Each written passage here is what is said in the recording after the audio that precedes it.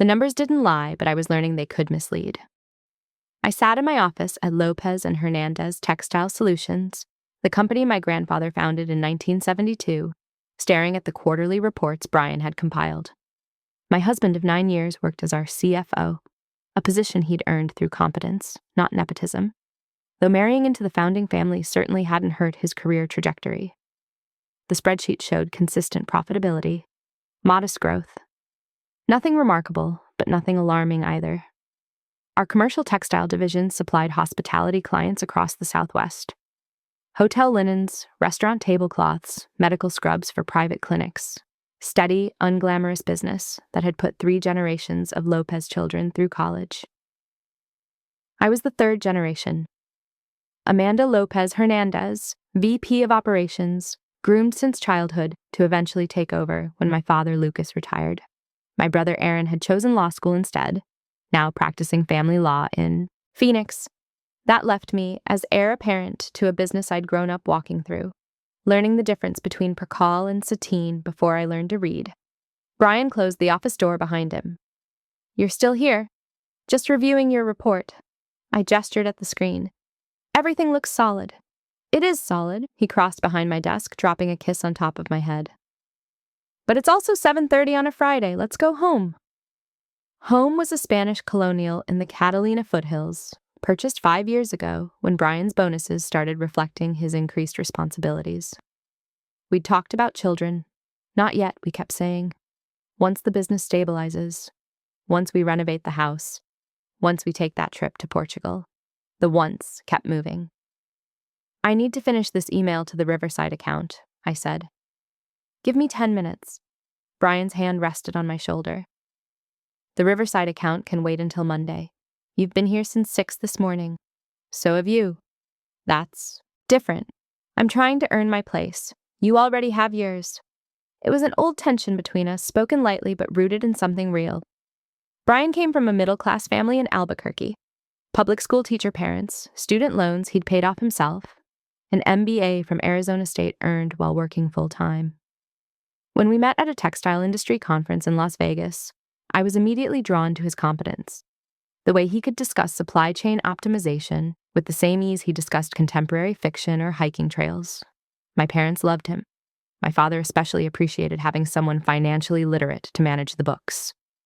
The previous CFO, my father's college roommate, had retired without ever really mastering modern accounting software. "Come on," Brian said, tugging gently on my chair. "We're getting dinner at Casa Molina, and you're going to stop thinking about work for 3 consecutive hours." I saved the email as a draft and shut down my computer. We didn't talk about work at dinner.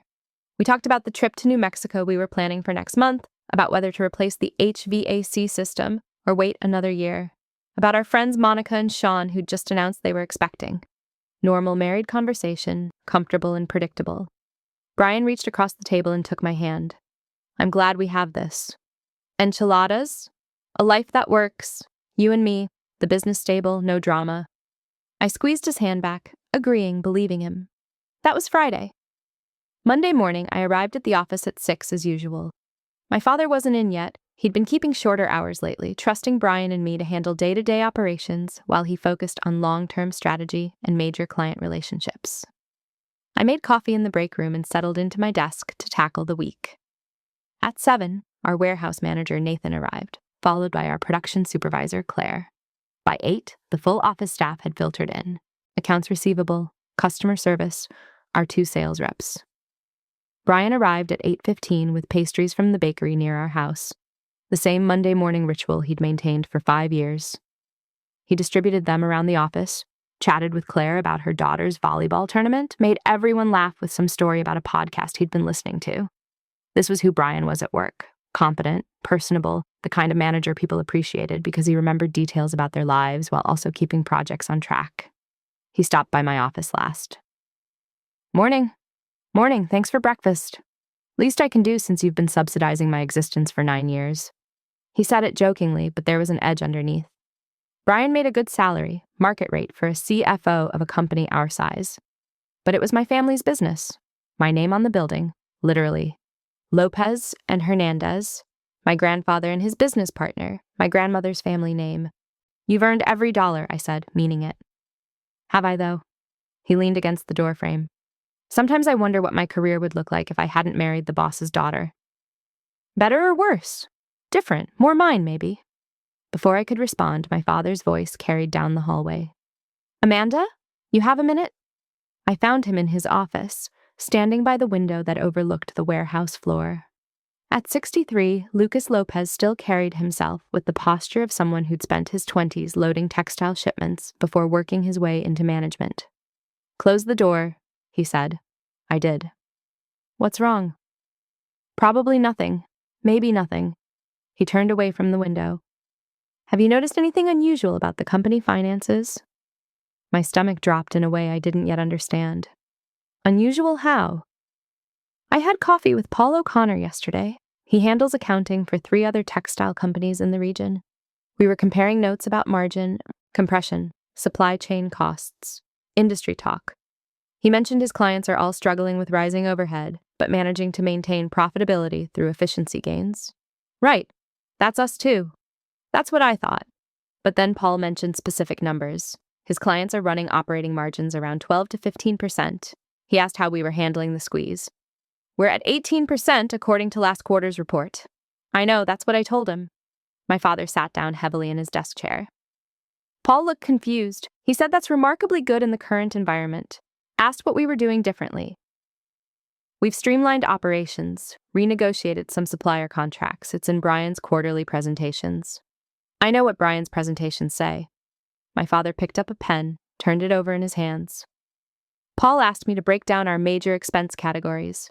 I gave him rough numbers from memory: payroll, materials, facilities. Transportation, he did some quick mental math and said something didn't add up. What didn't add up? He said our revenue couldn't support those expense levels and still produce an 18% margin. Said either our revenue was higher than I thought or our expenses were lower. The pen kept turning in his hands. A nervous habit I'd seen emerge over the last year as he prepared for retirement grew anxious about leaving the business in good shape. Brian handles the detailed financials, I said. Maybe we should bring him in and... Not yet. My father set the pen down. Paul might be wrong. His mental math was approximate, but I want you to go through the books yourself, independently. Don't tell Brian I asked. Dad, if you're suggesting... I'm not suggesting anything. I'm asking my daughter, who has an MBA and 10 years of operational experience, to verify our financial reports. That's due diligence, not accusation. He was right, but the request felt like betrayal. Anyway, Brian was family. More than that, he'd been the one to modernize our accounting systems, implement proper financial controls, bring us into compliance with regulations we hadn't even known we were violating. Give me a week, I said. I spent Monday afternoon pulling financial records. Brian's office was 3 doors down from mine, and every time I heard his footsteps in the hallway, I minimized the spreadsheets on my screen. This was ridiculous. I was acting like I'd done something wrong, but I kept the work hidden anyway. Our accounting system was cloud-based, accessible from any computer with proper credentials. I had full administrative access. I'd always had it, though I rarely used it. Brian handled the financial details. I handled operations, client relationships, supply chain management. Division of labor that made sense given our respective strengths. I started with the basics. Revenue matched what Brian had reported. Our major clients paid on time, invoices aligned. With contracts. Nothing suspicious there. Expenses were more complicated.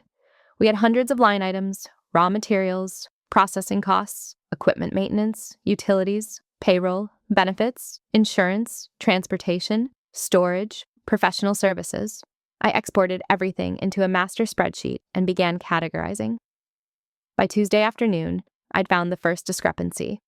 It was small, a monthly payment of $1,800 to something called Suncrest Property Management filed under facilities costs.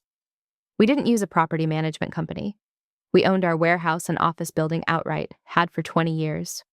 A facilities manager on staff handled maintenance and repairs. I searched our entire accounting system for Suncrest.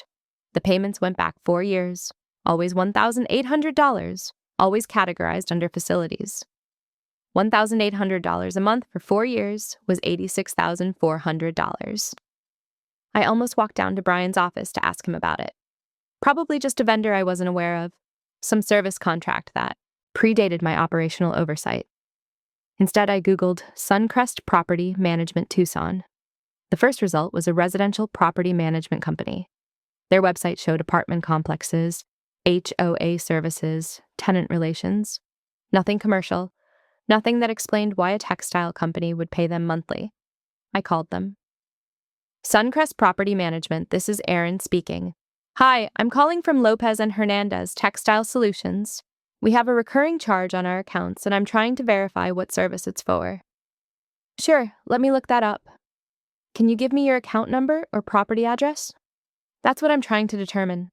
The charges are coming through as facilities costs, but I'm not sure which property they're associated with. Okay, let me search by company name. Lopez and Hernandez Textile Solutions? I heard typing. I'm not seeing anything under that name. When did the account start? About 4 years ago. More typing. Nothing in our system. Are you sure you're working with Suncrest? The payments are going to your company. $1,800 monthly. That's strange. We do have some corporate clients who lease properties for employee housing or temporary assignments. Could it be under a different name? What name would it be under? Usually the primary account holder. Do you have anyone at your company who might have set up a corporate housing arrangement? I thanked her and ended the call. My hands were shaking slightly. This was still nothing. A clerical error, a misclassified expense. Brian would have an explanation, but I didn't go to Brian's office. I went deeper into the expense records. By Wednesday morning, I'd found 3 more irregular payment streams. Desert Consulting Services, $2,400 monthly for 3 years, categorized under professional services. Bright Future Educational Fund, $500 monthly for 5 years, categorized under community relations. Western Technical Solutions, $3,200 monthly for 18 months, categorized under equipment maintenance. None of them appeared to be real businesses serving our company's needs. I Googled each one. Desert Consulting Services had no website, no business registration I could find. Bright Future Educational Fund returned results for several different organizations, none with any connection to Tucson or our industry. Western Technical Solutions was a dissolved LLC that had gone inactive 2 years ago. The payments were still being made. I did the math. Combined, these 4 suspicious payment streams totaled $7,900 monthly. Over their various durations, we'd paid out approximately $425,000 to entities I couldn't verify. I made a list of every vendor receiving regular payments. Then I spent Wednesday afternoon and evening calling them, pretending I was updating our records, asking them to confirm services provided. Half were legitimate: our insurance broker, our lawyers, our IT support company, the company that serviced our industrial washing equipment. Half wouldn't answer or didn't exist. By Thursday, I had identified $840,000 in payments over the past 5 years that couldn't be verified. The number sat in my spreadsheet like a malignancy. $840,000. I thought about going to my father. I thought about confronting Brian. I thought about calling our attorney or bringing in a forensic accountant. Instead, I did something I'm not proud of. I went through Brian's desk, Friday evening, after everyone had left. I used my office key to unlock his door. We all had keys to each other's spaces, an old policy from when we were a smaller company and people often needed to access files after hours. Brian's desk was meticulously organized, file folders labeled and alphabetized, pens in a cup, paper clips in a small dish. His desktop computer was password protected, but I knew his password. He told me years ago when he asked me to check an email while he was traveling. I logged into his computer and opened his email. The first few pages were exactly what I expected. Client communications, vendor invoices, internal memos. Professional, efficient, exactly like Brian always was. I searched his sent folder for Suncrest. 3 emails appeared. The first was from 4 years ago to someone named Hannah Williams at an email address that wasn't a business domain, just a personal Gmail account. Subject: Property Setup. Hannah called Suncrest this morning and set up the account in your name as discussed. Monthly rent will be $1,800, automatically withdrawn on the 1st. This covers rent, utilities, and HOA fees. Let me know if you need anything else. B. I read it 3 times. Hannah Williams. Not a name I recognized from our business contacts. The email suggested Brian had set up a residential rental for her, paying for it through company funds disguised as a facilities expense. The second email was more recent, from 6 months ago. Subject, questions. Hannah, I told you not to contact me at work. We've discussed this. The arrangement is what it is. I can't change it now without raising questions I can't answer. B. The third email was from 2 weeks ago. Subject, Ray. This isn't working, Hannah. I need you to calm down. Nothing has changed. Everything is fine. I'll come by this weekend and we'll talk about it in person. Please stop emailing me here. B. I sat very still in Brian's chair, in Brian's office, reading emails from my husband to a woman I'd never heard of, about a living arrangement he'd been funding with company money for 4 years. The obvious explanation formed immediately. Affair. Brian was having an affair, maintaining a second apartment for his mistress, embezzling funds to pay for it. But that didn't explain the other suspicious payments: Desert Consulting Services, Bright Future Educational Fund, Western Technical Solutions. Unless those were related to Hannah too. Unless this was more extensive than just an apartment. I forwarded all 3 emails to my personal account, then cleared the sent folder so Brian wouldn't see I'd accessed them. I logged out of his computer and relocked his office door. At home, I acted normal. We ordered Thai food, we watched a movie, we went to bed at 11. Brian fell asleep within minutes, the way he always did. I lay awake until 3 a.m, watching the ceiling fan rotate, thinking about $840,000 and a woman named Hannah Williams, and the man sleeping peacefully beside me. Saturday morning, I told Brian I was meeting Monica for brunch. Instead, I drove to the address listed in Suncrest Property Management's records, and it took me 45 minutes to get the information. I'd called them Friday evening, pretending to be Hannah Williams, saying I'd lost my lease documents and needed a copy of my rental agreement. The property manager had been hesitant, but eventually confirmed my address when I gave them Brian's name as the account holder. The apartment was in a newer complex near the university, upscale without being ostentatious, the kind of place a young professional might live. I sat in my car across the street for 20 minutes watching the building, not sure what I was looking for. Then a woman emerged from the front entrance. She was younger than me, late 20s, maybe 30. Dark hair pulled into a ponytail, yoga pants and a university sweatshirt, carrying a reusable shopping bag. She walked to a silver Honda in the parking lot and drove away. I couldn't be sure it was Hannah Williams. Hundreds of people lived in this complex, but I'd seen the way she moved. Comfortable, unhurried, someone who belonged there. I drove home and told Brian brunch had been nice. Monday morning, I did something that felt even more invasive than searching Brian's desk. I hired a private investigator. His name was Ryan Murphy, recommended by my brother Aaron when I called him Sunday night, and asked, without explanation, if he knew anyone who conducted discreet investigations. What kind of investigation? Aaron had asked. Personal matter. I can't talk about it yet. Amanda, if you're in some kind of trouble, I'm not in trouble. I just need information. Ryan Murphy's office was in a strip mall near downtown. Former police detective, now running his own investigative service. His rates were expensive, but Aaron vouched for his discretion. Tell me what you need, Murphy said.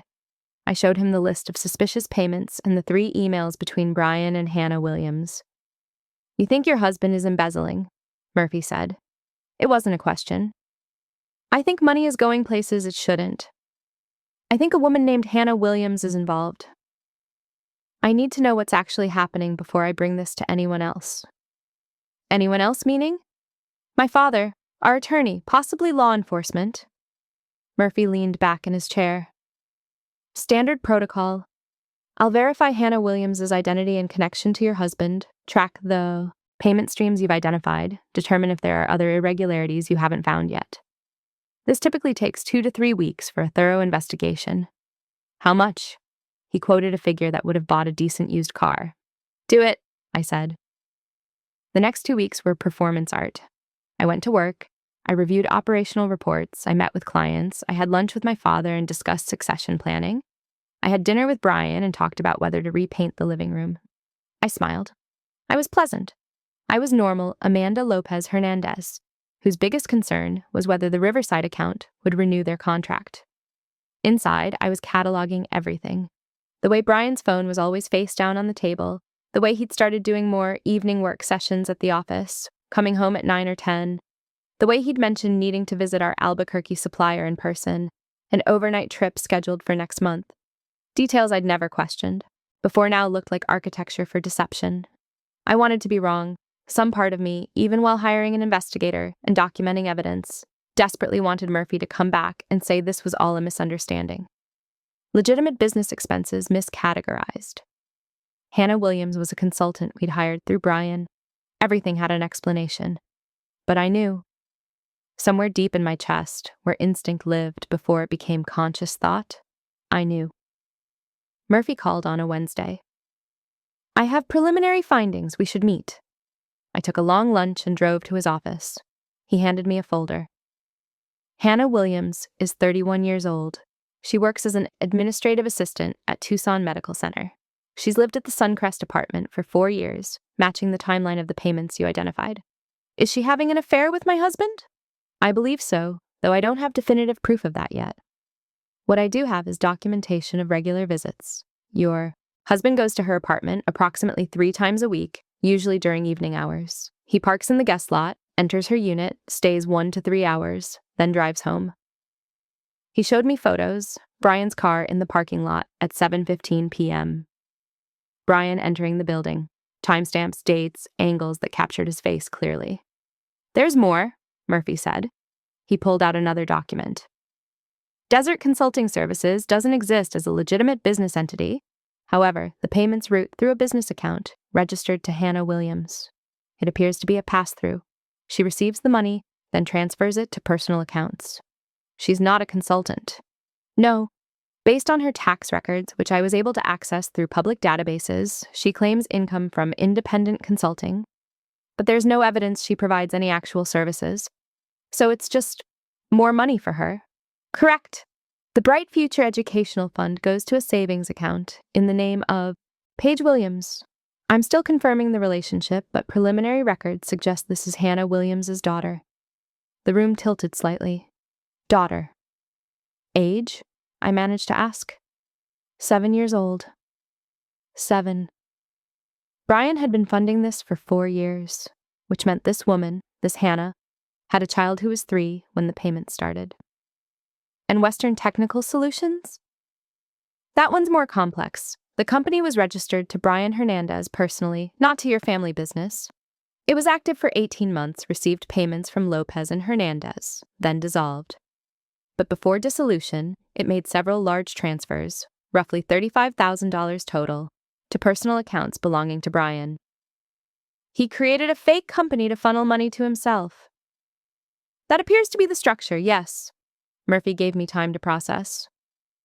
There's one more thing, he said. I was able to access Hannah Williams' social media before her privacy settings went up last year. I found photos suggesting she and your husband have been in a relationship for at least 7 years, possibly longer. He showed me his phone, a Facebook photo from 2018. Brian and Hannah at a restaurant I didn't recognize, sitting close together, his arm around her shoulders. She was smiling directly at the camera. He was looking at her. 7 years, I repeated. This started before your marriage, or shortly after. I sat in Murphy's office and did math in my head. Brian and I had been married 9 years. We'd dated for 2 years before that, which meant for the majority of our relationship, possibly all of it, he'd been with her too. Not an affair, not a mistake, a second life. The daughter, I said slowly. Paige, is she? I can't confirm paternity without genetic testing or access to birth records, but given the timeline and the financial support, it seems likely. Brian had a child with another woman, a 7-year-old daughter I'd never known existed, and he'd been paying for both of them, rent, living expenses, savings fund, with money stolen from my family's business. How much total? I asked. Everything together. Murphy consulted his notes. Based on the payment streams you identified, plus the additional irregularities I found, approximately $975,000 over 7 years. Nearly $1 million. I thanked Murphy and told him to continue the investigation. I wanted documentation of everything, a complete picture, before I took any action. I drove back to the office, parked in my usual spot, walked through the warehouse where Nathan was training a new employee on quality control protocols, waved to Claire in production, smiled at our receptionist Julia. I went to my office and closed the door. Then I sat at my desk and stared at nothing while my brain tried to reorganize 9 years of marriage around a truth that made every memory suspect. The proposal on that hiking trail in Sedona, had he come from seeing her? Our wedding, where he'd cried during his vows, had he meant them? Every "I love you," every dinner, every lazy Sunday morning, every conversation about our future, had any of it been real? Or had I been the reliable one while she was the one he actually wanted? I opened my laptop and pulled up our business financial records, looking at them with new understanding now. Brian had been strategic. The embezzlement was sophisticated enough that it wouldn't trigger immediate alarm, but not so egregious that it would bankrupt the company. He'd taken from multiple line items, kept individual amounts small, created plausible vendor names. He'd probably planned to continue this indefinitely, maintain both households, both relationships, both versions of himself. What I couldn't figure out was why. Why not divorce me? Why not choose her or choose me instead of maintaining this elaborate fiction? Then I remembered something Brian had said months ago during a conversation about my father's retirement planning. When Lucas steps down, you'll be CEO. That's basically decided, right? Unless something changes drastically. And I'll presumably stay on as CFO. Of course, unless you want to do something else. No, I like what I do. I'm just making sure I understand the succession plan. At the time, I thought he was being conscientious, making sure he knew his place in the future organizational structure. Now I saw it differently. Brian needed to stay married to me to maintain his position in the company. As my husband, as Lucas's son-in-law, he had security and legitimacy. If he divorced me, he'd lose that. He'd be replaced, probably immediately. But he wanted Hannah too, wanted Paige, wanted that whole other life. So he'd found a way to have both. My family's money had been funding his daughter's future while I sat in meetings discussing why we couldn't afford to expand the sales team. I heard footsteps in the hallway. Brian's voice talking to someone about a shipment delay. I closed my laptop and straightened the papers on my desk. When he appeared in my doorway, I looked up and smiled. "Hey, do you have a minute? I wanted to run through the quarterly projections." "Sure," he said, settling into the chair across from my desk. "What did you want to discuss?" And I went through the projections, line by line, asking questions about revenue forecasts and cost management. While my husband, who'd stolen nearly $1 million from my family and maintained a second family I'd never known about, answered with competence and clarity. That night at home, Brian made pasta. We ate on the patio, watching the sunset over the Catalinas. "I've been thinking," Brian said, "maybe we should finally take that Portugal trip, before your dad retires and things get even more complicated." That would be nice. 3 weeks, maybe. Really explore. Porto, Lisbon, the coast. We'd need to clear it with Lucas first. Make sure coverage is arranged. Of course. He reached across the table, took my hand. "I just think we should do it before life gets too busy. Make time for us." I looked at our joined hands, his thumb stroking my knuckle, the same gesture he'd made 1,000 times before. "Yeah," I said. "We should definitely make time for us." Murphy called the following Monday. "I have the complete picture now," he said. "Do you want the full briefing?" "Yes." I met him at his office. He'd compiled everything into a detailed report. Payment records, bank statements, photographs, timeline analysis, verified identities of every person involved. The total was higher than his preliminary calculation. $1,034,000 over 7 years, hidden across 17 different expense categories, routed through 9 different fake or compromised vendor accounts. "Hannah Williams is definitely the mother of Brian's child," Murphy confirmed. I was able to obtain a copy of Paige's birth certificate through public records. Brian is listed as the father. Does Hannah know about me? I believe so. Based on surveillance and some additional information I gathered, she knows Brian is married, but I can't tell you what she thinks about that arrangement or what he's told her about your relationship. What else do I need to know? Murphy hesitated. There's one more significant finding. I traced some of the transferred funds beyond Hannah's accounts. A portion of the money, roughly $200,000, was used to purchase a second property. Brian bought a house? In his name and Hannah's jointly. It's in Albuquerque, a small house in a family neighborhood, purchased 2 years ago. I absorbed this. They're building a life together. It appears that way, yes. What about his family? His parents in Albuquerque? I looked into that. His parents know Hannah and Paige. Based on social media posts I was able to access, they consider Hannah to be their son's partner. There are multiple photos of them together at family gatherings, holidays, birthdays, casual visits. His parents know about both of us. I believe they know only about Hannah, or at least they acknowledge only Hannah publicly. The geometry of Brian's deception kept expanding. This wasn't just hiding an affair. He'd created an entire alternative life, complete with a home, a child, family relationships, a future. I was the secret. Hannah was the real life. One more question, I said. The apartment here in Tucson versus the house in Albuquerque. Why maintain both? Hannah works here. Paige attends school here. My assessment is that Brian splits his time, primarily Tucson during the work week, where he sees both you and Hannah, then Albuquerque some weekends and holidays when he tells you he's visiting his parents. How often does he go to Albuquerque? Murphy checked his notes. Based on your shared financial records, credit card statements, gas purchases, approximately once a month, sometimes more, usually tells you it's for family visits or supplier meetings. I thought about every weekend Brian had spent in Albuquerque over the past 2 years. Every time he'd called me from his parents' house talking about his mother's cooking or his father's health. Thank you, I told Murphy. Send me everything you have. Itemized billing, all documentation, everything. What are you planning to do? I don't know yet. That was a lie. I knew exactly what I was going to do. I just needed to make sure I did it correctly. That evening, I had dinner with my father and Aaron. I'd asked them both to meet me, told them I needed to discuss something important about the business. We met at a quiet restaurant, away from anywhere we might encounter colleagues or clients. You look terrible, Aaron said when I arrived. Have you been sleeping?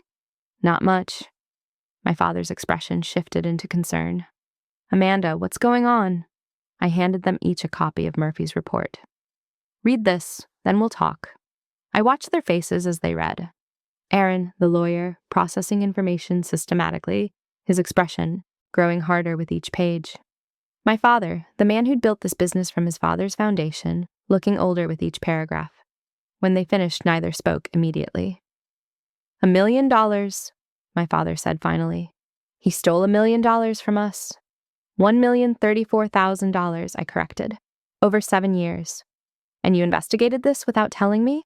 I needed to be sure. I needed complete documentation before I made accusations that would destroy my marriage and potentially tear apart the company. Aaron set the report down. We need to call the police. Not yet. Amanda, this is embezzlement. This is fraud. This is... I know what it is. My voice came out sharper than intended. I've spent 3 weeks learning exactly what it is. But if we call the police right now, we lose control of how this unfolds. We don't want control, my father said. We want justice.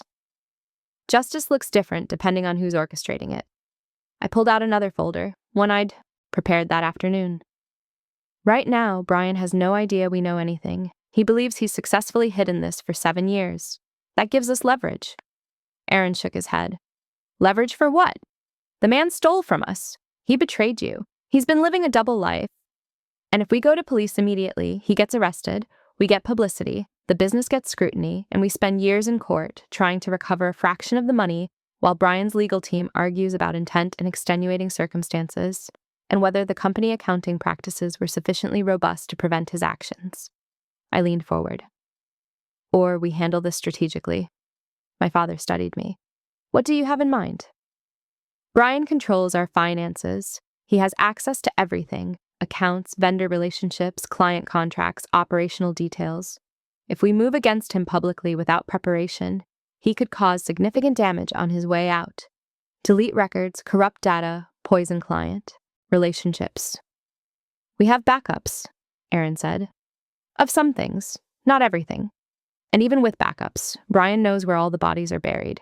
Every efficiency he implemented, every system he modernized, he built dependencies that make him difficult to remove cleanly.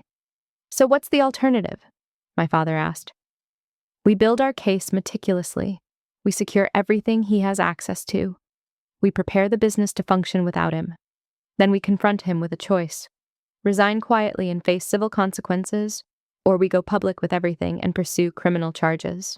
He deserves criminal charges, Aaron said. Probably, but criminal charges mean uncertainty, trials, appeals. Media coverage. Our company's financial mismanagement becoming public record. Our family's private business aired in court. I looked at Aaron. You're a lawyer. Tell me what actually happens if we go the criminal route. He was quiet for a moment. Investigation takes months. DA decides whether to prosecute. If they do, Brian gets a lawyer, probably a good one if he's stolen $1 million. Trial could take years, outcome uncertain, restitution through criminal court is complicated. And the civil route? Faster, more control. We sue for the full amount, plus damages, settle, or go to civil trial. Standard business litigation, still public, still messy, but more contained. What if he just agreed to pay it back? My father asked. Without litigation? He doesn't have $1 million, I said. He spent it. The house in Albuquerque is probably mortgaged. The apartment here is rental. Hannah's savings fund has maybe $30,000. He's been living beyond his legitimate means for years. Then how do we recover anything? We leverage everything he does have, his house here in Tucson, our house, technically joint marital property, but equity counts. His 401k, his shares of company stock if he has any. We go after all of it. We make him understand that cooperation is his only path to avoiding complete destruction. Aaron looked at me carefully. This doesn't sound like it's just about recovering money. It's not. Then what is it about? I thought about how to explain the rage that had been building in me for 3 weeks, the specific kind of anger that comes from realizing your entire adult life had been shaped around a lie. He made me complicit, I said. Every time I approved his financial reports, every time I defended his work to my father, every time I sat in strategic planning meetings and discussed our tight margins while he was stealing from us, I was helping him. He made me the instrument of my own deception. That's not your fault, my father said. I know that intellectually, but I still feel it.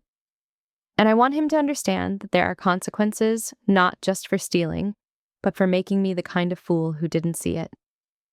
Silence settled over the table. Okay, Aaron said finally. Tell us your plan. I outlined it over the next hour. First, we'd secure everything. Aaron would work with a computer forensics specialist to create forensic copies of all company systems, document Brian's access patterns, preserve evidence. We'd change passwords he didn't need, add monitoring to sensitive systems, create redundancy for critical functions. Second, we'd conduct a formal audit using an outside accounting firm.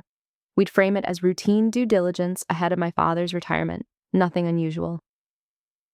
Brian would have to participate, would have to walk auditors through the books he'd been manipulating. It would give us independent verification of the fraud and protect us legally. Third, we'd prepare operationally for Brian's departure. I'd take over CFO responsibilities temporarily. We'd identify which vendor relationships needed to be secured, which client communications needed to be protected, which operational functions required transition planning. This'll take weeks, my father said. Yes, but at the end, we'll be ready, and Brian will have no warning until the moment we choose to confront him. And you? Aaron asked quietly. What about your marriage? What marriage? It's been a fiction for 7 years, maybe longer. That doesn't mean this won't hurt. It already hurts. The question is whether I let the hurt make me reckless or whether I let it make me strategic. My father reached across the table, covered my hand with his. I'm sorry for all of this. You deserved better. We all did, but we work with what we have. I went home that night to the house I'd bought with Brian, walked through rooms we'd furnished together, stood in the kitchen where we'd had 1,000 mundane conversations about groceries and weekend plans. Everything looked exactly the same, but I saw it differently now. Every purchase, every choice, every moment of our shared domestic life. It was a set piece. A stage where Brian performed the role of devoted husband while maintaining an entirely separate existence, somewhere else. He came home at 9, apologizing for working late. Big day tomorrow, he said, kissing my cheek. Audit kickoff meeting. Should be straightforward, but you know how these things go. I'm sure it'll be fine. Your dad seems anxious about it. I told him everything will check out perfectly. Will it? Brian looked at me, and for just a second, I saw something flicker in his expression. Uncertainty, maybe, calculation. Then he smiled. Of course. We run a tight ship. Good, I said. That's good to know. The audit took 6 weeks. Brian was cooperative throughout, which made sense. He'd built his embezzlement to withstand casual scrutiny. Fake vendors looked legitimate on paper. Payment amounts were reasonable. Documentation existed for everything, even if it was fabricated. But forensic accountants are trained to find exactly these kinds of sophisticated frauds. They found discrepancies in payment patterns, vendor contacts that went to dead ends, service contracts that didn't match industry standards, expense categories that were slightly too high, consistently, year over year. By week 4, the lead auditor, a woman named Natalie Chen from a major Phoenix accounting firm, asked for a private meeting with me and my father.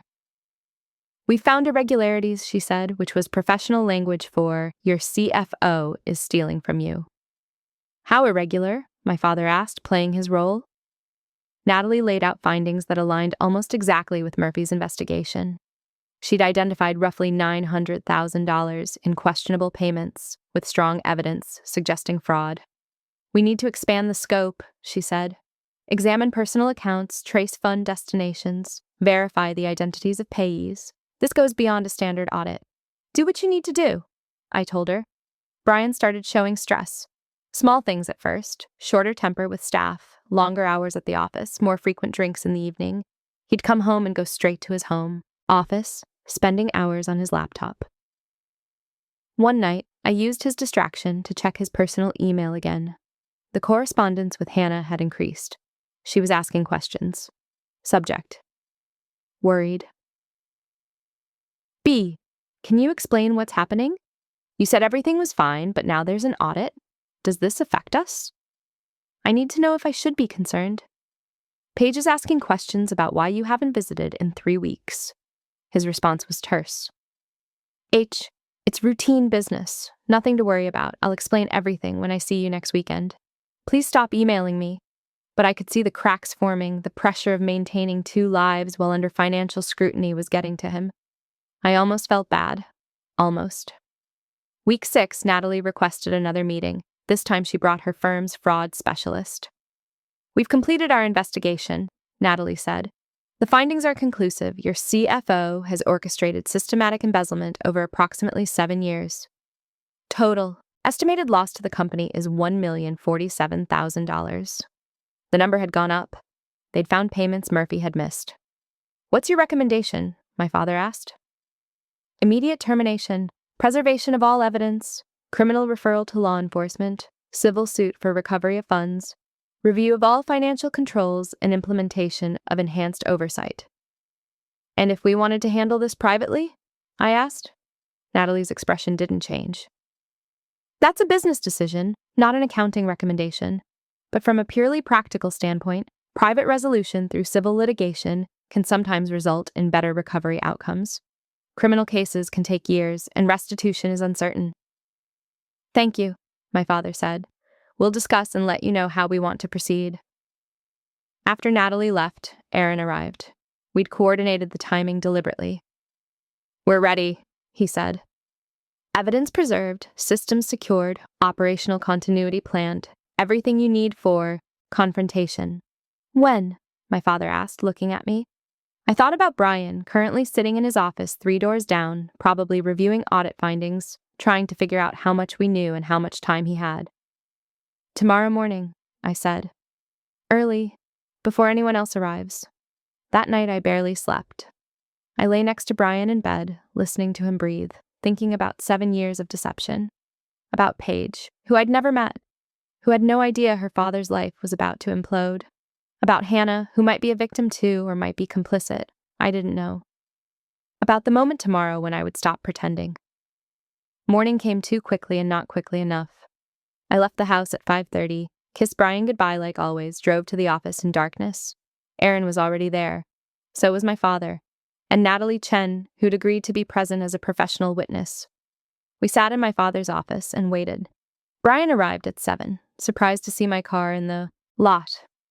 I heard him stop at my office first, then continue down the hall when he didn't find me. "Amanda? Lucas? Everything okay?" "Close the door," my father said. "Sit down." I watched Brian process the scene. The 3 of us sitting on one side of the desk, a single chair waiting for him on the other. The formal arrangement, the presence of the auditor. He sat, and I saw him take a breath, preparing himself for whatever came next. "The audit is complete," my father said. "Natalie, would you present your findings?" Natalie opened her folder.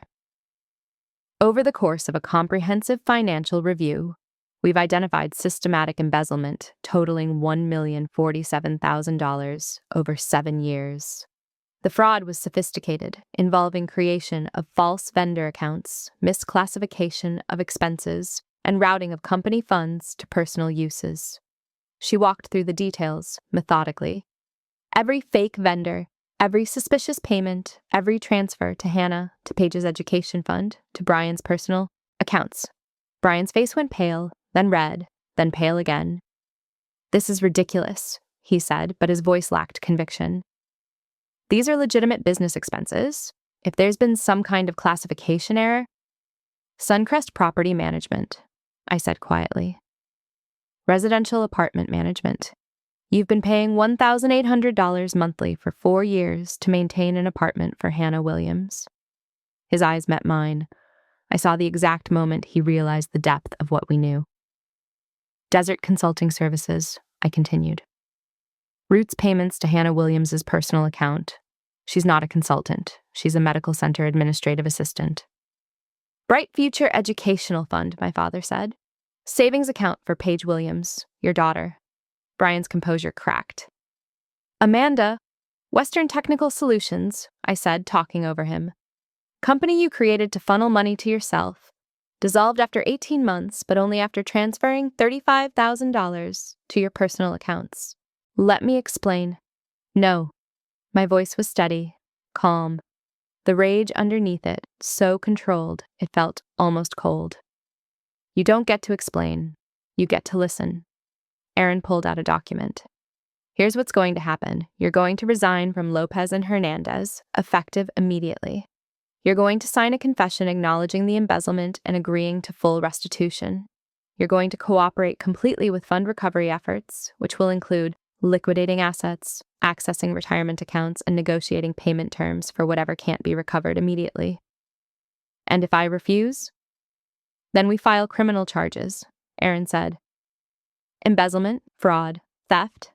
We provide all documentation to law enforcement. We make this extremely public.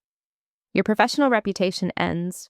Hannah and Paige become collateral damage to a criminal trial that could send you to prison for years." "You can't." "We absolutely can," my father said. "The only question is whether you face criminal consequences or civil ones. Whether you go to prison or just get sued into bankruptcy." Brian looked at me. "Amanda, please. Let me explain. It's not what you think. It's exactly what I think. You've been maintaining a second family for 7 years while stealing from mine.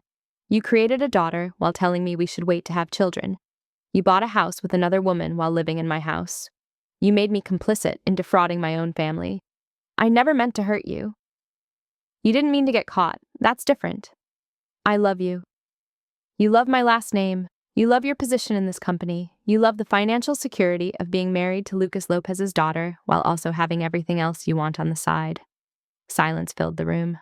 Natalie cleared her throat. "I'll step out and give you privacy for the decision." After she left, Brian looked at each of us in turn. "How much time do I have?" he asked. "To decide? None?" Aaron pushed the resignation agreement across the desk. "Sign now or we call the police before lunch." "To gather funds for restitution?" "That's negotiable," I said. "But it starts with a signed confession and immediate resignation." Brian picked up the pen. His hand was shaking. "If I sign this, what happens to Hannah and Paige?" "That's not our problem," my father said. "They didn't know. Hannah didn't know?" "I don't care." I leaned forward. "You chose to build their life with stolen money. The consequences of that choice are yours to manage, not ours." "Amanda, please. Paige is 7 years old. And whose fault is that? Who decided to create a child with embezzled funds? Who built her security on fraud? I'm her father. You're a thief, and thieves don't get to negotiate protection for their ill-gotten gains, even when those gains include a child." was the cruelest thing I'd said, and I meant every word. Brian signed the documents. We escorted him to his office to collect personal items under supervision. He packed a box slowly, like he was in shock. At his car, he turned back to me. I really did love you. I know you don't believe that, but it's true. That's what you call love. I'm glad to be done with it. He drove away. I went back inside and sat at my desk, alone in my office, and felt nothing. No relief, no satisfaction, just a vast empty space where 9 years of marriage used to be. Aaron knocked on my door around noon. You okay? Define okay. Fair enough. Legal question. Do you want me to file for divorce? Yes. As quickly as possible. I want him out of my life completely. We'll also need to file the civil suit for fund recovery. Do it. Go after everything. Amanda, Aaron said carefully. The next few months are going to be brutal. You know that, right? I know. And you're sure you don't want to pursue criminal charges? I want my money back more than I want him in prison. Civil suit gives us better odds of recovery. Okay, I'll start the paperwork. That afternoon, I called an all-staff meeting. Everyone gathered in the conference room. Nathan, Claire, Julia, our sales team, production supervisors, administrative staff. People who'd worked with Brian for years, who liked him, who'd trusted him. Brian has resigned effective immediately, I said. I'll be taking over his duties as CFO while we conduct a search for his replacement. Confused looks, concerned whispers. Can you tell us why? Nathan asked. I'd prepared for this question. The details are confidential for legal reasons. What I can tell you is that we've completed a comprehensive financial audit, and irregularities were found that required Brian's immediate departure.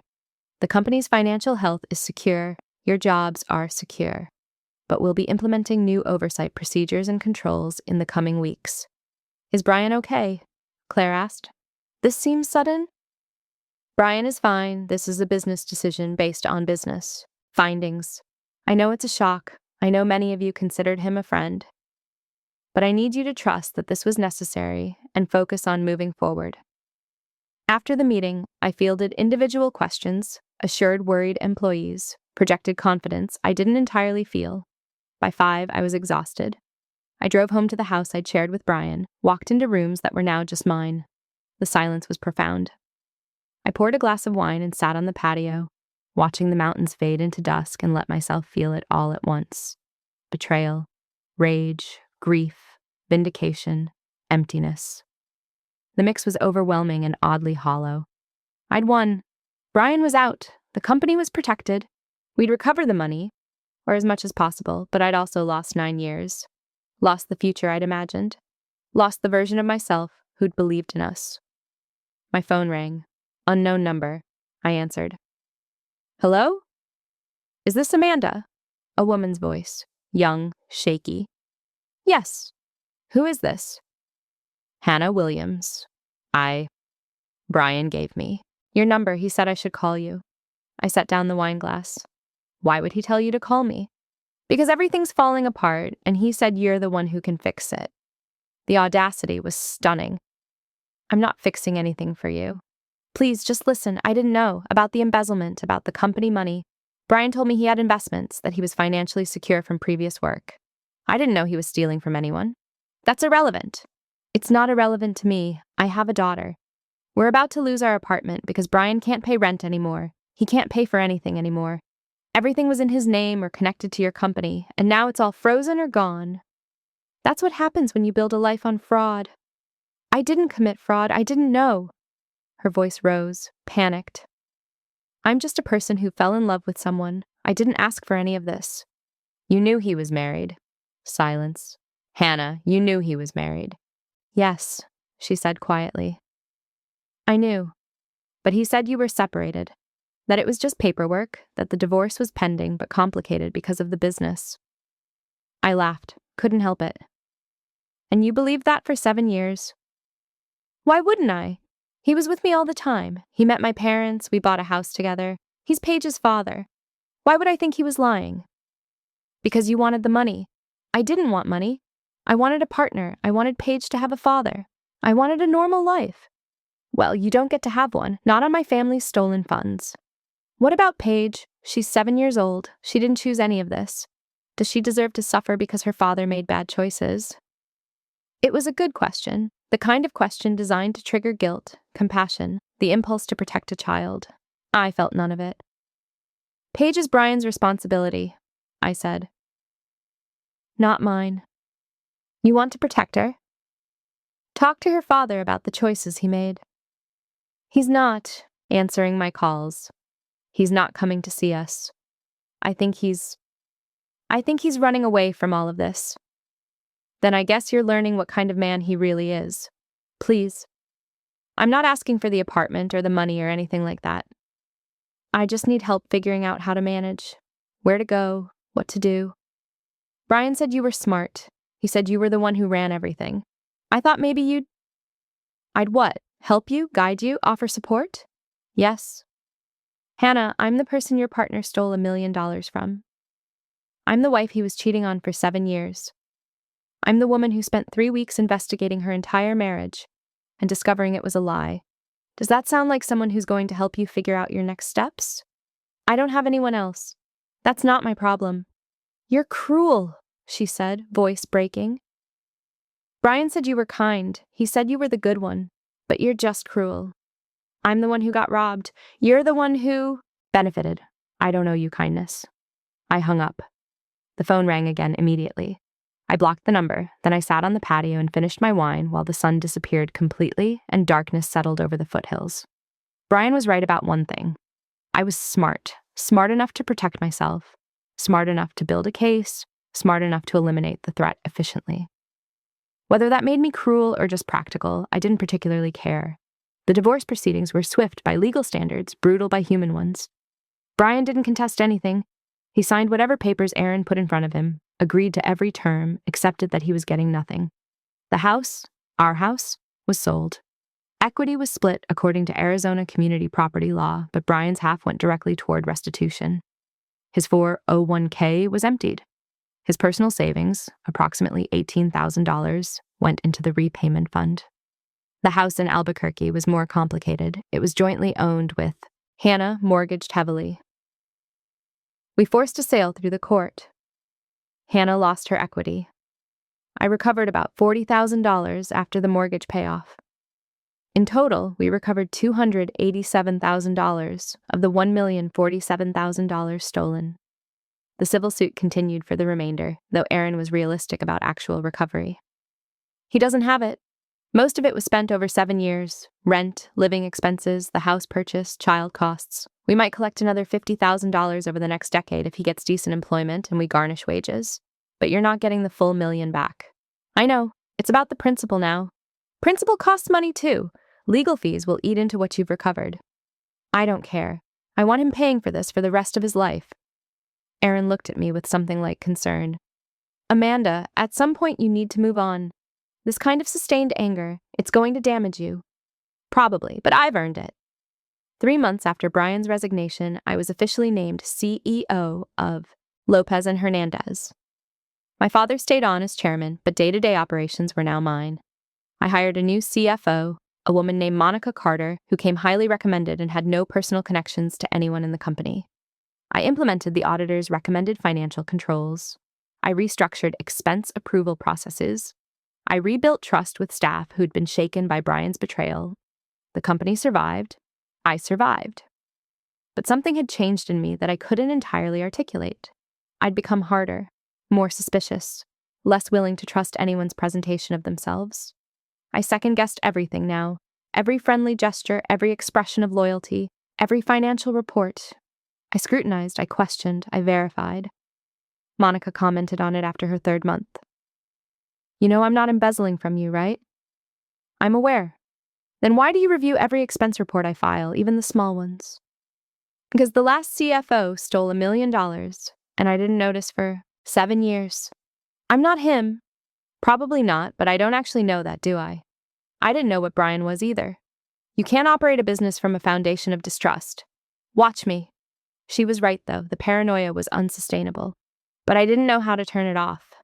6 months after everything imploded, I got another call from Hannah. This time I recognized the number and almost didn't answer. But curiosity won. What do you want? To apologize, she said. I've had time to think about everything. Time to understand what really happened. You were right. I was benefiting from stolen money. I did know Brian was married, even if I believed his lies about your relationship. I participated in something wrong, even if I didn't fully understand it. Is there a point to this? The point is, I'm sorry. I'm sorry for the role I played in hurting you. I'm sorry I called you cruel when you were just protecting yourself. I didn't respond.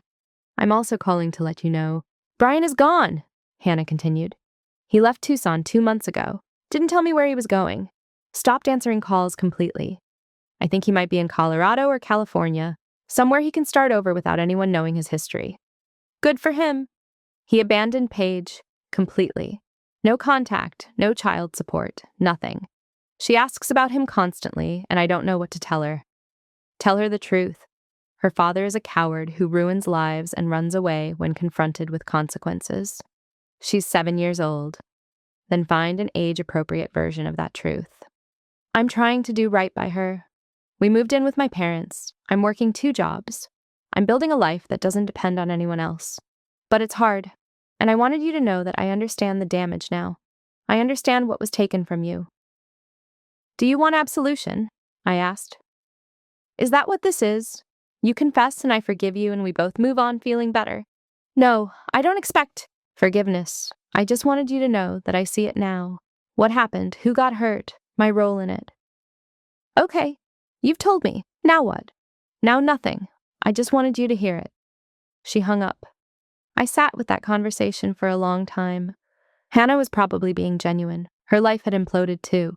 She'd lost the apartment, the house, the partner, the financial security. She was raising a daughter alone, working multiple jobs, living with her parents at 31 years old.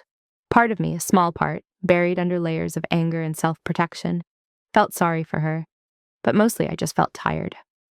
A year after Brian's departure, I sat in my office, late on a Friday evening, reviewing financial reports that Monica had prepared. Everything was clean. Every number documented and verified. Every expense justified and approved through proper channels. The company was doing well. Better than expected, actually. With proper financial management and without funds being siphoned off to support a secret life, we were more profitable than we'd been in years. I should have felt satisfied, vindicated. Instead, I felt hollow. Aaron knocked on my open door. Still here? Always. You know, you're allowed to have a life outside this office. I have a life. Work isn't a life, it's just work. Says the man who billed 2,800 hours last year. He came in and sat down. How are you really doing? Fine. That's not an answer. I set down the report. I don't know how I'm doing. I won. The company is thriving. Brian is gone. Justice was served, more or less. But I don't feel like I won anything. I just feel like I'm still standing after an explosion. That's actually a pretty good outcome, all things considered. Is it? Amanda, you discovered your husband had been stealing from your family and maintaining a second family for most of your marriage. You investigated it thoroughly, gathered evidence, removed him from the company, protected the business, and came out the other side with your career and life intact. That's not nothing. It doesn't feel like enough. What would feel like enough? I didn't have an answer. Aaron studied me. I'm worried about you. Don't be. I'm fine. You say that a lot. I'm not sure I believe it anymore. He was right not to believe it. I wasn't fine. I was functional, which was different. I came to work. I made decisions. I led the company competently. I maintained professional relationships and appropriate boundaries. But I'd stopped trusting anything beneath the surface. Every new person I met was potentially performing. Every friendly gesture might conceal ulterior motives. Every expression of interest, professional or personal, felt suspect. I'd had a few dates over the past year, men introduced by well-meaning friends or met at industry events. Every single one ended after 2 or 3 meetings because I couldn't shake the feeling that they wanted something from me. My name, my company, my connections. One man, a sales director at a competing firm, had seemed genuinely interested until he started asking detailed questions about our supply chain and vendor relationships. I'd walked out mid-dinner. You've become paranoid, Monica told me after I'd interrogated her about a lunch meeting she'd had with a potential client. You're seeing conspiracies where there's just normal business. Brian taught me that normal business can hide massive fraud. And I'm teaching you that sometimes a lunch meeting is just a lunch meeting. You can't operate from a position of absolute suspicion forever. But I could. I was. And I didn't know how to stop. 2 years after everything fell apart, I got an email from Brian. The address was new. No signature, no context beyond a single line. I'm sorry for what I did to you. You deserved better. I stared at it for a long time. Then I deleted it without responding. There was nothing to say. Sorry didn't return 7 years. Sorry didn't rebuild trust. Sorry didn't change the fundamental truth that he looked at me every day for nearly a decade and chosen to lie. That evening I had dinner with my father. We met monthly now, ostensibly to discuss business, but really just to check in with each other. You seem better, he said over dessert. Do I?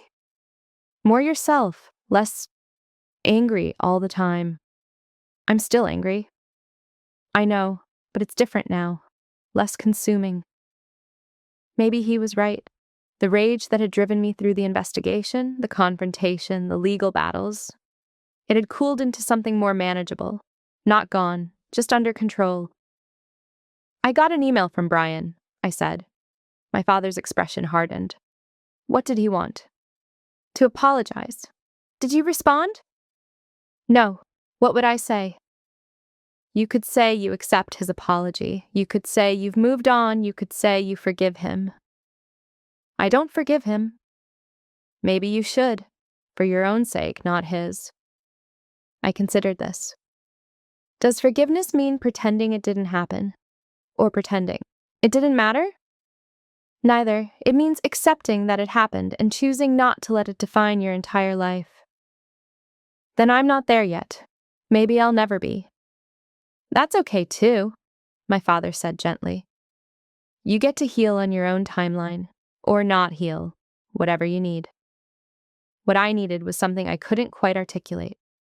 Justice hadn't been enough. Recovery hadn't been enough. Time wasn't healing anything.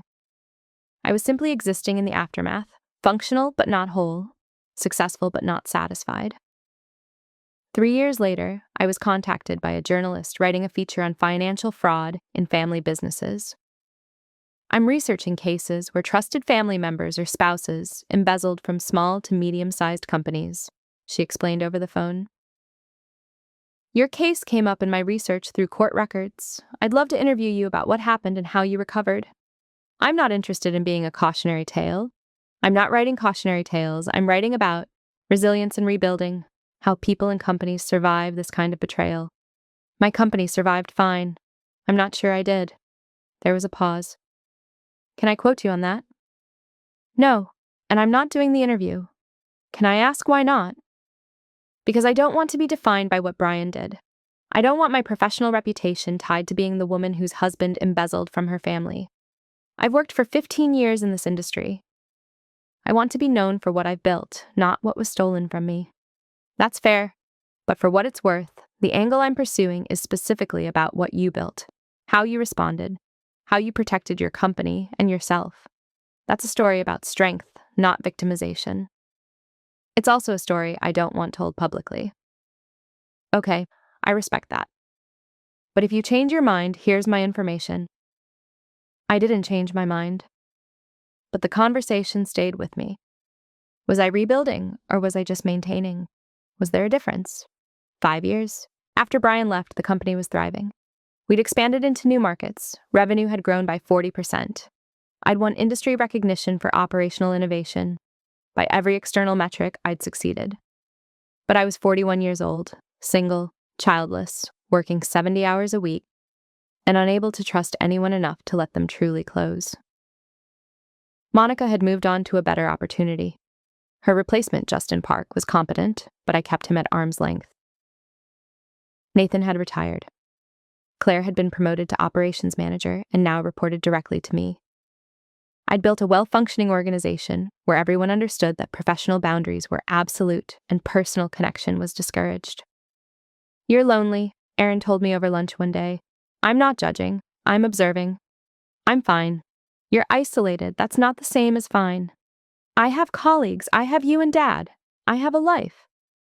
You have a routine that protects you from vulnerability. That's different than having a life. Stop playing therapist. Someone needs to. When was the last time you went on a date? 8 months ago. And? And he asked too many questions about the business structure and whether I was planning to sell eventually. So he was interested in your work. That's not necessarily predatory. It felt predatory. Aaron sighed. Not everyone is Brian. Most people are exactly who they present themselves to be. You don't know that. Neither do you. But you've decided to believe the worst by default, and that's going to leave you alone. I'd rather be alone than be fooled again. Would you, though? Really? I didn't answer because I wasn't sure. That year, my father was diagnosed with early-stage Parkinson's disease. Manageable, the doctor said. Treatable. He could continue as chairman for now, though we should plan for a transition in the next few years. We had family dinners every Sunday after that. Me, Aaron, my father, sometimes Aaron's husband, sometimes Monica would join us, the only person from work I'd maintained any connection with outside the office. These dinners became the highlight of my week, the only time I felt something close to normal. You need to date, my father said one evening, echoing Aaron's earlier advice. You need to rebuild your personal life. I've tried. Have you? Or have you gone through motions while keeping everyone at a distance? What do you want from me? I'm running a successful company. I'm taking care of myself. I'm functional and stable. I want you to be happy, not just functional. Happiness feels risky. Living feels risky, my father said. But you do it anyway. That conversation replayed in my head for weeks. 7 years after everything fell apart, I met someone. His name was Nathan, not our former warehouse manager, different Nathan, and he worked in commercial real estate. We met at an industry mixer I'd been dragged to by a colleague. We talked about architecture, about the evolving nature of industrial spaces, about a documentary we'd both seen about urban planning. It was easy, comfortable. He asked for my number. I gave it to him. We had coffee, then dinner, then a weekend hike. 3 months in, he told me he was falling in love with me. I panicked. I need to slow down, I said. This is moving too fast. Amanda, we've been seeing each other for 3 months. We've had maybe 15 actual dates. That's not fast. For me, it is. He looked at me carefully. What are you afraid of? Everything. To his credit, Nathan didn't push. He stepped back, gave me space, let me set the pace. But the space felt safer than the closeness, and eventually I stopped answering his calls. He sent one final text. I think you're protecting yourself from something that might not happen at the expense of something that could be good. I hope you figure it out. I didn't respond. Aaron was furious when I told him. He was a good guy. You sabotaged it deliberately. I wasn't ready. You're never going to be ready if you don't try. Then maybe I'm never going to be ready. Is that really what you want? To spend the rest of your life alone because Brian was a criminal? I don't know what I want. I just know what I can't do. What you can't do is risk being hurt again. Yes? Amanda, that's called living. Everyone risks being hurt. That's how relationships work. Then maybe relationships don't work for me anymore. He looked at me with something between pity and frustration. You're throwing away your future because of your past, or I'm protecting my future by learning from my past. We didn't talk for 3 weeks after that argument. 8 years after Brian's departure, I received notification that the civil judgment had been satisfied. Over the course of 8 years, through wage garnishment and asset seizure and forced payment plans, we'd recovered $547,000 of the original $1,047,000 stolen, still $500,000 short, but the legal avenues were exhausted. I called Aaron. It's over. The case? Everything. The judgment is satisfied. We can't pursue him anymore. How do you feel? Empty. I'd spent 8 years being angry, being vigilant, being the wronged party, seeking restitution. And now that pursuit was done, and I had nothing to replace it with. Monica called me that evening. We'd stayed in touch even after she left the company. I heard about the judgment closing. Are you okay? Define okay. Amanda, I'm going to say something you're not going to want to hear. That seems to be everyone's approach lately. You need therapy, real therapy. Not just these conversations where people tell you to move on and you deflect. I don't need... You do. You've spent 8 years locked in a holding pattern, unable to move forward because you've made your entire identity about what happened to you. That's not healing. That's not processing. That's just suspended. I'm not suspended. I run a successful company. You run a company competently while avoiding any genuine human connection. You've organized your entire life around not being vulnerable again. That's not living. You sound like Aaron, because we're both right. Look, I love you. You're brilliant and capable and stronger than you think, but you're also stuck. And professional success doesn't count as personal growth. After she hung up, I sat alone in my house, the new house I'd bought after selling the one I'd shared with Brian, and looked at my life with something approaching honesty. I was 46 years old. I ran a thriving company. I had financial security. I had family who loved me. And I was completely, profoundly alone. Not because I had to be. Because I'd chosen to be. Because alone felt safer than vulnerable. Brian had taught me that people lie, that trust can be weaponized, that the person sharing your bed might be living an entirely separate existence you know nothing about, and I'd learned that lesson so thoroughly that I couldn't unlearn it. The next morning, I called a therapist. Therapy was harder than investigating fraud, because fraud had documentation, evidence, clear, right and wrong. Therapy required examining beliefs, unpacking trauma, sitting with uncomfortable truths about how I'd responded to betrayal by building walls so high no one could reach me. You've made Brian's betrayal the organizing principle of your life. My therapist, Dr. Sarah Chen, observed 6 months into our work together. Everything is filtered through that lens. Every person is potential threat. Every connection is potential risk. That's rational, though. I have evidence that trust is dangerous. You have evidence that one person violated trust in an extreme way. That's not the same as evidence that all trust is dangerous. How do I tell the difference? You test it, carefully, with appropriate boundaries. You let people earn trust gradually, instead of demanding perfect certainty before allowing any connection. That sounds exhausting. It is. But so is being alone. We worked on it. Slowly, painfully. I started small. Coffee with colleagues that wasn't just business. Lunches with Monica that included personal conversation. Accepting social invitations instead of defaulting to no. I went on dates. Several of them ended badly. Confirmation bias, Dr. Chen called it, my tendency to interpret neutral actions as suspicious. But a few were just normal. Pleasant conversations with people who weren't trying to manipulate me, who just wanted company. None became serious relationships, but they were practice. 10 years after everything fell apart, I attended an industry conference in San Diego. At the networking reception, I met a man named Caleb Stewart. He ran a specialty textile restoration company, fascinating niche work preserving historical fabrics for museums. We talked for 2 hours about fiber analysis and conservation ethics and the intersection of art and industry. He asked if I wanted to have dinner the next night. I said yes, then immediately panicked and almost canceled. Dr. Chen talked me down. What's the worst that happens? He's manipulating me for business advantage. Possible, but unlikely. What's the most likely thing that happens? We have dinner. It's pleasant. Nothing comes of it. Can you live with that? I think so. I didn't cancel. Dinner was good. We talked about work, about restoration techniques, about a project he was consulting on for the Smithsonian. He asked about my company, but didn't pry. He was curious, but not invasive. We had breakfast the next morning before the conference sessions. When I flew home, he asked if he could visit Tucson sometime. I said yes. Then spent a week second-guessing myself. He came 2 weeks later. We hiked in Sabino Canyon, had dinner at my favorite restaurant, talked about families and histories and the strange paths that lead people to their careers. On Sunday morning before he left, he kissed me. I didn't push him away. I like you, Caleb said. I'd like to see where this goes. I'm not good at this, I told him. Trust is complicated for me. Okay, we can go slowly. I might sabotage this. I have a history of that. Then we'll deal with it if it happens. But I'm not Brian, whoever he is. I'm just me. We dated long distance for 6 months.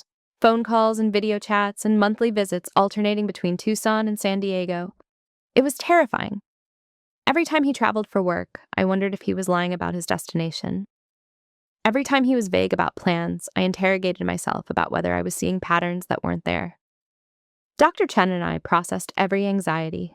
She taught me to distinguish between intuition and trauma response, to notice when fear was informing me versus when it was controlling me. You'll never have perfect certainty, she said.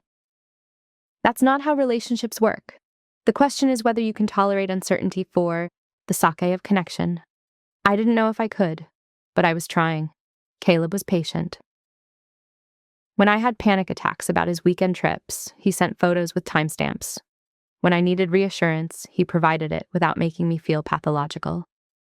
I'm dating someone who was deeply betrayed, he told me one evening when I'd apologized for the 20th time for my suspicion. That means I have to prove trustworthiness repeatedly. I accept that. It's part of who you are right now. Does it bother you? Sometimes when it feels like you're looking for reasons not to trust me, but mostly I just understand you're protecting yourself. I can wait for you to feel safe. A year into dating Caleb, he proposed. We were hiking near Mount Lemon. He'd planned nothing elaborate, just stopped at an overlook and asked if I wanted to build a life together. I said I needed time to think about it. He said okay. I talked to Dr. Chen, to Aaron, to my father, to Monica. Everyone said the same thing. Caleb was a good person. He'd been patient and kind and consistent. He'd earned trust through steady behavior over time. But, Dr. Chen prompted. But Brian earned trust too, for years, and it was all performance. That's true, and there's no guarantee Caleb won't hurt you. No one can promise that. So what do I do? You decide whether the risk of being hurt again is worth the possibility of being happy. I thought about that for weeks. Finally, I called Caleb. Yes, I said. I'll marry you. Yeah? Yes, I'm terrified. I might need a lot of reassurance. I might have moments where I question everything, but yes, I want to try. Then we'll try, together. We got married 2 years later, 12 years after Brian had left. The wedding was small, family and close friends only. My father walked me down the aisle, his Parkinson's manageable with medication. Aaron stood as my person. Monica was there. Claire came from work. Caleb's family welcomed me warmly. His mother hugged me and said, "He's been waiting for someone like you." During the reception, I found myself watching Caleb across the room talking to Aaron and my father, laughing at something they'd said. And I felt it, genuine happiness, not the performance of happiness, not the absence of misery, actual joy. It was unfamiliar and slightly uncomfortable and absolutely real. That night in our hotel room, Caleb asked, "Are you happy?" "I think I am." "You think?" I'm out of practice recognizing it, but yes, I'm happy. Good, that's the goal. We moved to San Diego. I transitioned to advisory board status at Lopez and Hernandez, trusting Claire to run operations under my father's continued chairmanship. I consulted on strategy remotely, attended quarterly meetings, maintained involvement without daily control. It felt strange not to be CEO anymore, but also liberating. I started a new venture, consulting on financial oversight and fraud prevention for family businesses, teaching others how to spot the warning signs I'd missed. The work was meaningful in a way the textile business had never been. And coming home to Caleb each evening, cooking dinner together, talking about our days. It was ordinary in a way I'd never expected to have again. 3 years into marriage, I got an email from Hannah Williams. "Amanda, I know you probably don't want to hear from me. I've respected your boundaries for 15 years, but I wanted you to know that I'm getting married. To someone good, someone who knows my history and hasn't run. Paige is 22 now. She's in grad school, doing well, building a life. She doesn't talk to Brian. He reached out a few years ago and she declined contact. I've thought about our last conversation many times. You were right about everything. I participated in something harmful, even though I didn't fully understand it. I let myself benefit from money that wasn't his to give. I'm not asking for forgiveness. I just wanted you to know that I've spent 15 years building something honest, teaching Paige about integrity and accountability, trying to be someone worthy of the second chance I got. I hope you've found peace. I hope you've built something good from what was broken. Hannah." I showed the email to Caleb. "How do you feel about this?" he asked. "I don't know. Relieved maybe? That she's okay? That Paige is okay? They were collateral damage to Brian's choices. Are you going to respond?" I thought about it. "Yeah, I think I am." I wrote back. "Hannah, thank you for the update. I'm glad you're both doing well. I've found something resembling peace. It took a long time and a lot of work, but yes, I've built something good. I hope your marriage brings you happiness. Amanda. It wasn't forgiveness. It wasn't friendship, but it was acknowledgement that we'd both survived. That evening, Caleb and I sat on our balcony overlooking the harbor, watching boats move through the water. Do you ever think about Brian? Caleb asked. Sometimes less than I used to. What do you think about? How much he shaped me. How the person I am now was built in reaction to what he did. I spent years being defined by that betrayal, first by fighting it, then by protecting myself from it ever happening again. And now? Now I'm trying to be defined by what I've chosen. This marriage, my work, the life I'm building deliberately. Is it working? I considered the question honestly. Yes, most days. And the days when it isn't. Those days I remember that healing isn't linear, that sometimes old fears resurface, and I work through them instead of letting them control me. Caleb took my hand. For what it's worth, you're the strongest person I know. I'm not strong, I'm just stubborn. Those can be the same thing. Years passed, my father's Parkinson's progressed. Claire took over as CEO of Lopez and Hernandez. Aaron had twins. Monica started her own consulting firm. I built a successful practice helping family businesses implement financial controls, taught dozens of companies how to protect themselves from insider fraud. Every time I gave a presentation on warning signs, I thought about the version of myself at 37 who'd missed every single one. That Amanda had been trusting, maybe naive, certainly unprepared for the depth of deception possible from someone who claimed to love you. This Amanda, at 50, married to Caleb, financially secure, professionally fulfilled, was different. Harder in some ways, more guarded. Less willing to take people at face value, but also clearer, more honest with herself, willing to acknowledge uncomfortable truths. Brian had stolen money, but more than that, he'd stolen time. 7 years of marriage that had been partially fraudulent. Years I'd spent believing in a future that was never real. That loss felt more significant than the financial theft. But I'd survived it, built beyond it, created something genuine from the wreckage. One evening, 20 years after, everything had fallen apart. I got a phone call from an unknown number. I almost didn't answer, but something made me pick up. Amanda? The voice was older, worn, but unmistakably Brian. My heart rate spiked immediately. How did you get this number? Your company website. I told them I was an old client. What do you want?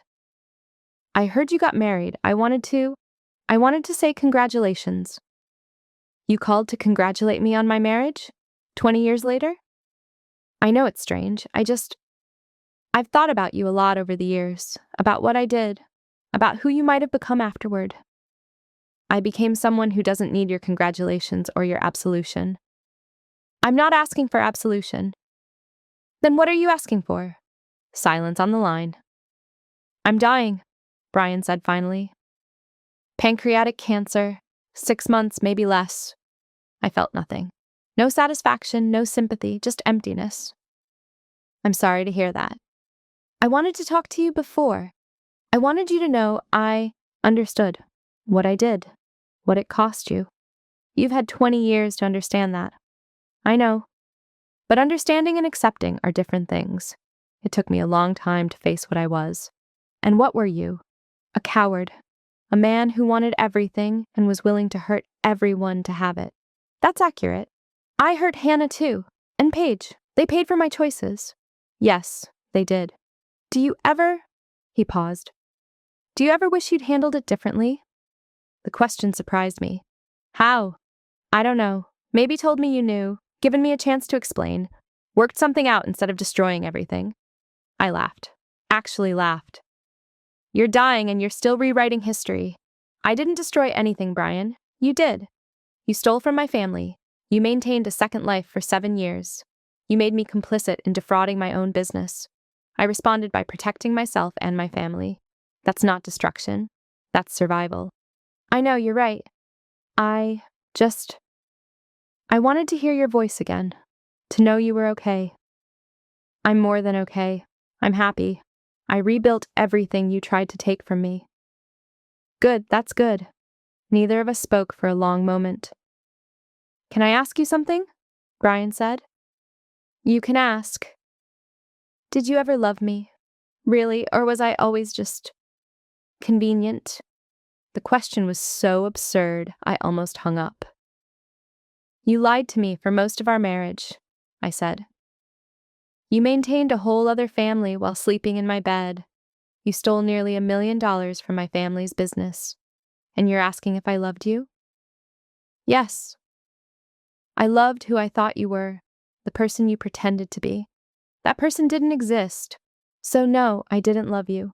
I loved a fiction you created. That's fair. Is that what you needed to hear before you died? That I didn't actually love you? Maybe, I don't know. I think I needed to hear that some part of it was real for you, even if I ruined it. It was real for me. That's what made the betrayal so complete. I believed everything. I trusted everything. You didn't just steal money, Brian. You stole my ability to trust my own judgment. I'm sorry.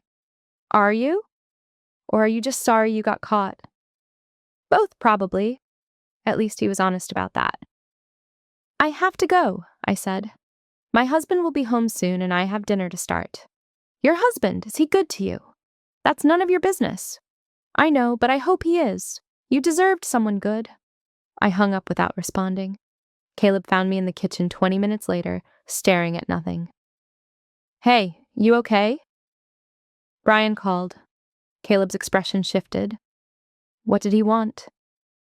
To tell me he's dying. To apologize, maybe. To make himself feel better about what he did. How do you feel? Empty. I thought I'd feel something. Anger, satisfaction, or sadness, but I just feel nothing. He's a stranger who ruined 7 years of my life. His impending death doesn't change that. Caleb pulled me into a hug. You don't owe him anything. Not forgiveness, not sympathy, not even acknowledgement. I know. But it's strange. To have him resurface after 20 years, to be reminded that he existed, that all of that happened. Do you want to talk about it? No. I want to make dinner with my husband and talk about literally anything else. I can do that. And we did. We made pasta and talked about a restoration project Caleb was consulting on, about a conference I was keynoting next month, about whether to repaint the living room. Normal, boring, real conversation. The kind Brian and I had performed while he was secretly stealing from my family and maintaining a second life. But this was different. This was actual partnership, built on honesty and tested over years. I didn't know if Brian had understood that difference in our phone call. I didn't particularly care. Brian died 6 weeks later. I learned about it through an obituary I found while idly searching his name one evening, something I rarely did anymore but felt compelled to do after his call. The obituary listed Hannah as his partner. No mention of me, of course. No mention of Tucson or Lopez and Hernandez or the years we'd spent married. I'd been erased from his official history, the same way he'd erased me from his actual life while we were together. It should have bothered me, maybe it would have years ago, but reading it now I felt only a distant acknowledgement that a chapter had finally, definitively closed. Brian was dead. The theft was 20 years in the past. I'd built an entirely new life. And somewhere in Tucson, or maybe Albuquerque, Hannah and Paige were presumably dealing with his death in their own way. We'd all survived him, just barely at significant cost, but we'd survived. I didn't attend any service, didn't reach out to Hannah, didn't mark the occasion in any way. I simply noted that it was over and moved forward. At 57, I sat in my office overlooking San Diego Harbor and thought about the architecture of a life after betrayal. The money had eventually been recovered, most of it. The company had thrived. The marriage had ended and I'd found something better. All the tangible damages had been repaired, but the intangible ones, the broken trust, the damaged instinct, the years spent unable to connect, those had taken longer to heal, and some parts had never fully healed. I was still more suspicious than I wanted to be. Still scrutinized financial reports with paranoid attention, still sometimes woke up panicked that Caleb was maintaining a second life I didn't know about. Dr. Chen would say that was trauma residue, the permanent rewiring that happens when betrayal is profound enough. You'll always carry some of it, she'd told me in one of our last sessions. The question isn't whether it affects you, it's whether you let it control you. I'd learned to live with it, to acknowledge the fear without letting it dictate my choices, most of the time. That evening, I drove home to the house Caleb and I had bought together 3 years ago. A real purchase this time, built on actual partnership and honest assessment of what we could afford. Caleb was in the kitchen making dinner, the same way Brian used to. But when he saw me, he smiled genuinely. Good day. Strange day, Brian's obituary was published. Ah, how do you feel? Relieved, mostly, that it's finally, completely over. Is it, though? Over? I considered the question carefully. The external story is over. He's dead. The money's been recovered. The legal battles are finished. But the internal story, how it changed me, that's still ongoing. Will it ever be truly over? I don't know. Maybe not. Maybe I'll always be the woman who was betrayed and survived it. Maybe that's just part of who I am now. Caleb crossed the kitchen and kissed me. For what it's worth, I like who you are now. Sharp edges and all. The sharp edges are usually aimed at you. True, but they're aimed at protecting. Something you care about. I can live with that. We ate dinner on the patio, watching the sunset over the water. And I thought about Amanda Lopez Hernandez at 37, discovering her husband's betrayal, beginning a journey of investigation and confrontation and eventual rebuilding. She'd survived. More than survived. She'd reconstructed an entire life from the foundation up. But she'd lost something permanent in the process. Some fundamental capacity for uncomplicated trust. Some ability to accept surface reality without interrogating what lay beneath. Brian had taught me that people are capable of profound, sustained deception, that love can be faked convincingly for years, that those closest to you might be the most dangerous. That knowledge was valuable and terrible in equal measure. It had protected me from future harm, but it had also isolated me, made real connection nearly impossible for years. The question I still couldn't fully answer, was the protection worth the cost?